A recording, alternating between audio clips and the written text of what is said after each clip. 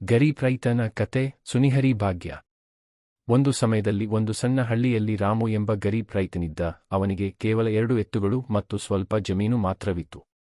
ಅಬೆಳೆಯೊಡನೆ ಪ್ರತಿದಿನ ತುಂಬಾ ಬೇಗ ಎಳೆದು ಹದ್ದಲು ಎತ್ತುಗಳಿಗೆ ಹಾಕಿ ಮತ್ತು ದಿನಮುದಲೆಯಿಂದಲೇ ಕಷ್ಟಪಟ್ಟು ಕೆಲಸ ಮಾಡುತ್ತಿದ್ದ. ಅವನ ಪತ್ನಿ ಮತ್ತು ಮಕ್ಕಳು ಸಹ ನೆರವಾಗುತ್ತಿದ್ದುವು. ರಾಮು ಬಹಳ ಶ್ರಮನಿಧಿ ಮತ್ತು ಶ್ರಮದಾಯಕನಾಗಿದ್ದ, ಆದರೆ ಅವನ ಬೆಳೆ ಅನೇಕವಣಿ ಕಡಿಮೆಯಾಗುತ್ತಿದ್ದ. ಆದರೂ ಅವನು ಎಂದಿಗೂ ದೂರು ಕೇಳಲಿಲ್ಲ. ಒಂದು ದಿನ ಅವನು ತನ್ನ ಮೆದೆಯಲ್ತಿದ್ದ ಹತ್ತಿಯಲ್ಲಿ ಹಲ್ಲನ್ನು ಚಲಿಸುತ್ತಿದ್ದ. ಆಗ ಅಲ್ಲೊಂದು ಕಠಿಣ ವಸ್ತುವಿಗೆ ತಪ್ಪೆ ಹೊಡೆದಿತು. ರಾಮು ಯೋಚಿಸಿದ, ಶಾಯದು ದೊಡ್ಡರೊಂದು ಕಲ್ಲಿದ್ದೇ ಇದ್ದಾನೆ ಎಂದು. ಆದರೆ ನಿವಟ ಸೊಯಲ್ ತೆಗೆದೊಡೆಯಲು ಅವನ ಕಣ್ಣುಗಳು ಕೇನೇಕೆರವನ್ನು ಹಿಡಿದವು. ಅಲ್ಲಿ ಪಟ್ಟಣದಲ್ಲಿ ಒಂದು ಚಿನ್ನದ ಕುಂಡಿ ನೆಟ್ಟಿತ್ತು. ರಾಮು ನಿಶ್ಚಯವಾಯಿತು. ಅವನು ಕುಂಡಿಯನ್ನು ಹೊರತೆಗೆದಾಗ ಅದರಲ್ಲಿ ಬಹಳಷ್ಟು ಚಿನ್ನದ ನಾಣ್ಯಗಳು ತುಂಬಿದ್ದವು.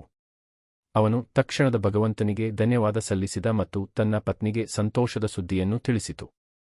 ಈಗ ರಾಮು ಹಳ್ಳಿಯಲ್ಲಿ ಅತಿದೊಡ್ಡ ಐಶ್ವರ್ಯಶಾಲಿ ವ್ಯಕ್ತಿಯಾಗಿದ್ದ. ಆದರೆ ಅವನು ತನ್ನ ಸತ್ಯತೆ ಮತ್ತು ಶ್ರದ್ಧೆಯನ್ನು ಕಳೆದುಕೊಂಡಿದ್ದಾನೆಂದು ಹೇಳಲು ಸಾಧ್ಯವಿಲ್ಲ.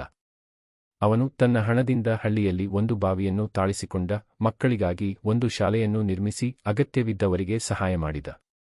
ಎಲ್ಲರೂ ರಾಮು ಅನ್ನು ಮೆಚ್ಚಿಕೊಂಡರು. ಇದೀಗ ಒಂದು ಗರೀಬ್ ರೈತನ ಶ್ರಮ ಮತ್ತು ಮುಕ್ತ ಹೃದಯದ ನಿಷ್ಠೆಯಿಂದ ಅವನ ಭಾಗ್ಯವೇ ಬದಲಾಗಿದೆ.